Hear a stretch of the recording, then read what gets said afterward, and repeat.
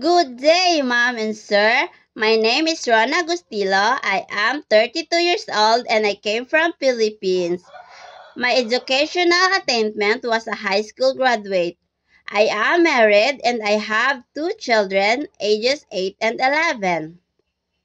My work experience was in Hong Kong, and my duty and responsibility as a household helper are clean the house, mop the floor, ironing, laundry, clean the toilet, cooking, wash the dishes, and going to the market.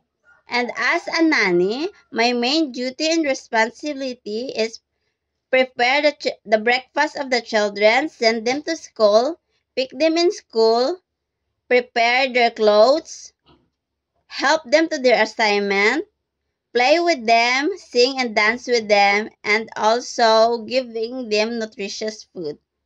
I serve 7 people in the house, including mom and sir, grandpa and grandma, the parents of mom, and the sister of mom, and the two children ages 9 and 11. Thank you for watching my video. Hope to see you and serve you soon. God bless.